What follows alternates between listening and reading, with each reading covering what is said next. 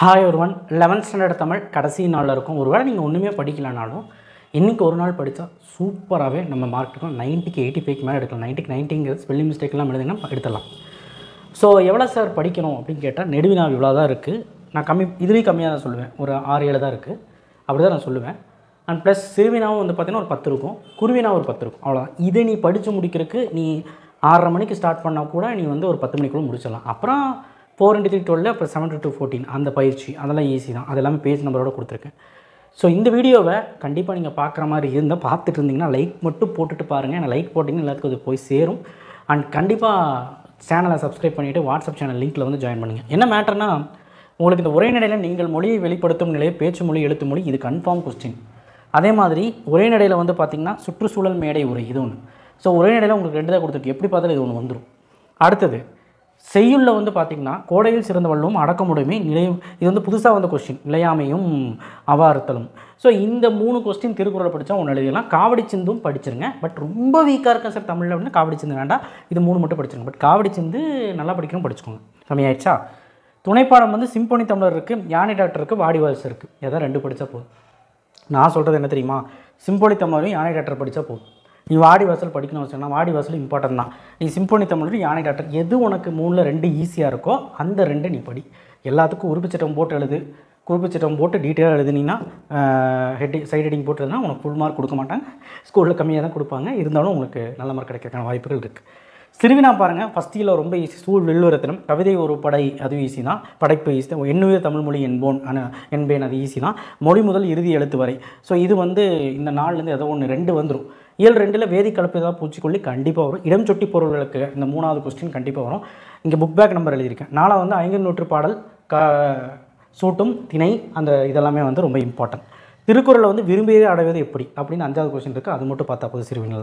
அவ்வளோதாங்க. இதிலே உங்களுக்கு 2 எழுதிடலாம். ஏன்னா 2 செயல் எழுதணும், 2 உரைநடை எழுதணும், எழுதிடலாம்.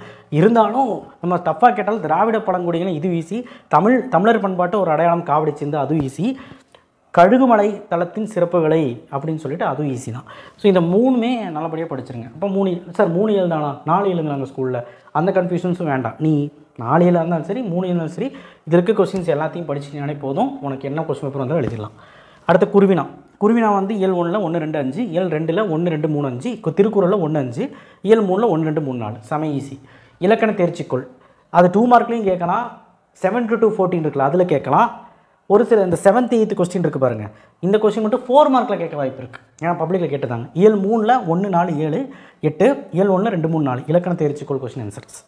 ஸோ அதை மட்டும் பார்த்தா போதும். அவ்வளோதான். வேறு என்ன இருக்குது? ஒன்றுமே கிடையாது.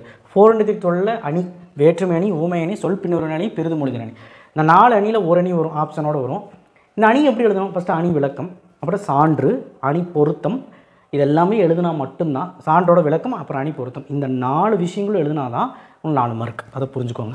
தமிழாக்கம் தருக கண்டிப்பாக 4 வரும். இந்த 3 இயர்லையும் பேஜ் நம்பரோடு கொடுத்துருக்கேன். அதை படிச்சிங்கன்னா 1 எழுதிக்கலாம்.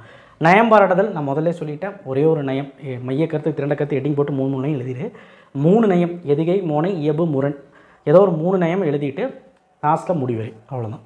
மனப்பாட பகுதி 2 தான் இருக்குது. யுகத்தின் பாடல் குறுந்தொகை 2மே ஈஸி. 2த்தையும் படிச்சிரு. திருக்குறள் 10 பாடலும் 10 வரியும் 10 குறளுமே படிச்சிரு. அதில் 2 மார்க். 4 + 2 6. ஸோ இப்போ அடுத்த 2 மார்க் பார்க்கலாம். 7 to 14 பயிற்சியை பொறுத்த வரைக்கும் நீ வந்து பார்க்க வேண்டியதெல்லாம் கொஞ்சம் தான். ஏன்னா புணர்ச்சி பகுப்புதர் உப்பக்கணம் இயல் வைஸ் இங்கே கொடுத்துருக்கேன். உழுது பேரழகு அறிவினை திருக்குறளோட 2வது இயல். தண்டுடை இது வந்து 3வது இயல். உயர்ந்தோங்கம் 3வது. திருப்புகழ் 3வது இயல். ஸோ 6 கொடுத்துருக்க புணர்ச்சி விதி. இது உங்கள் புக்கிலே ஒவ்வொரு இயல்லையும் உங்களுக்கு புக்குக்குள்ளே பாடப்பிரிவில் பார்த்தீங்கன்னா இருக்கும், எழுதிடலாம். வருகின்ற பிரிந்தோர் முளைத்த எகுமின் விடுதனை அலர்ந்து இது எல்லாமே வந்து இயல் வைஸிங் கொடுத்துருக்கேன். 3வது இயல், இது 2வது இயல். ஃபஸ்ட் இயல் எதுவுமே இல்லை. அப்போது இது மொத்தமாக பார்த்தீங்கன்னா ஒரு புணர்ச்சி எழுதிடலாம், ஒரு பகுப்புதர் உறுப்பினர் எழுதிடலாம். 2 மார்க்கு. அடுத்து கலைச்சொல் எல்லா இயல்லையும் பார்த்துருங்க. 3 இயலில் கலைச்சொல் பார்த்துருங்க. 10th ஸ்டாண்டர்டில் பார்த்த மாதிரி. பேஜ் நம்பர் 18 பிறமொழி சொற்கள் அது ஈஸி. பேஜ் நம்பர் 19 கண்டிப்பாக வரும், பேச்சு வழக்கு எழுத்து வழக்காக மாற்றுறது. பேஜ் நம்பர் 20 வேறு சொற்களை எடுத்துக்காட்டில் உள்ளவாறு தொடரமைக்க இது கேட்டால் தான் கேட்பாங்க, பார்த்துக்கோங்க. பேஜ் நம்பர் 46 மயங்கொழி சொற்கள் கண்டிப்பாக வரும். பேஜ் நம்பர் 76 வள்ளியமை 8 நீக்கியும் எழுதுக கண்டிப்பாக வரும். 1, 2, 3, 4, 5, 6, 7 எழுதிடலாம். புரியுதா?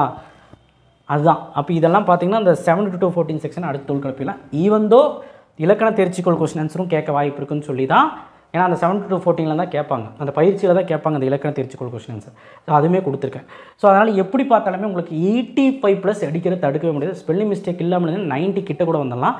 ஸோ அதனால் இந்த கொஸ்டின்ஸ் மட்டும் படிங்க. சார் ரொம்ப வீக்காக இருக்குது சார், எதாவது சொல்லுங்கள் சார். ஏற்கனவே மூலியல் தான், இதில் பெருசாக பேசுகிறக்கு ஒன்றும் இல்லை, இதில் எப்படி கம்மி பண்ணுறது நீங்கள் சொல்லுங்கள். நான் கம்மி பண்ணி தான் கொடுத்துருக்கேன். ஸோ இதை அனைத்துமே படிங்க. ஆனால் டீட்டெயிலாக நான் ஷார்ட் பண்ணி கொடுத்தேன் உங்களுக்கு. யானை டாக்டர், சிம்பொனி தமிழர் ஏதாவது 2 படிங்க, இல்லை வாடிவாஸ் ஏதோ 2 துணை பாடம் படிங்க, 3 அதே மாதிரி ஃபஸ்ட் இயரில் இருக்கக்கூடிய பேச்சு மொழி எழுத்து மொழி அந்த நெடுவினா கண்டிப்பாக படிங்க.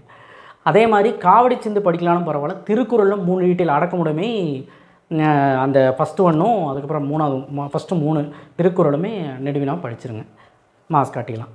ஸோ அது மாதிரி சிறுவினா குருவினால ஈஸி தான். ஸோ இன்றைக்கி நீங்கள் படிக்க ஆரம்பித்தா கூட நாளைக்கு முடிச்சிடலாம். கன்ஃபார்மாக எக்ஸாம் மத்தியானம் தான் எக்ஸாம். ஸோ அதனால் முடிச்சிடலாம். தேங்க்யூ. ஷேர் பண்ணுங்கள், சப்ஸ்கிரைப் பண்ணுங்கள். கொஸ்டின் பேப்பர் நைட்டு வரும், அதை பார்த்து ஒரு டைம் டிஸ்கஸ் பண்ணிக்கலாம். அதை பார்த்து ஒரு டைம் கன்ஃபார்ம் படிக்கணுமானால் எழுத முடியுமா. ஸோ இதுதான் ஃபைனல் மணி கொஸ்டின். இதை பார்த்தீங்கனாலே போதும். நன்றி, வணக்கம். அப்புறம் இந்த 1 மார்க்கை பற்றி சொல்ல மறந்துட்டேன். 1 மார்க் வந்து பார்த்தீங்கன்னா முடிஞ்சளவுக்கு நுழையும் முன் நூல்வெளி அதை பார்த்துருங்க. அதை பார்த்தீங்கனாலே 1 மார்க் எழுத முடியும். இலக்கண தேர்ச்சிக்கோள் 1 மார்க்கும் பாருங்கள், அவ்வளோதான். புக் பேக் 1 மார்க் பார்த்தது போக இலக்கண தேர்ச்சிக்கோள் 1 மார்க்கும் அந்த நுழையும் முன் நூல்வெளி அதையும் பார்த்தீங்கன்னா எல்லா 1 மார்க் கிடைக்கும். 9 இல்லை 10 1 மார்க்கு தான் உங்களுக்கு புக் பேக் கேட்பாங்க. தேங்க்யூ.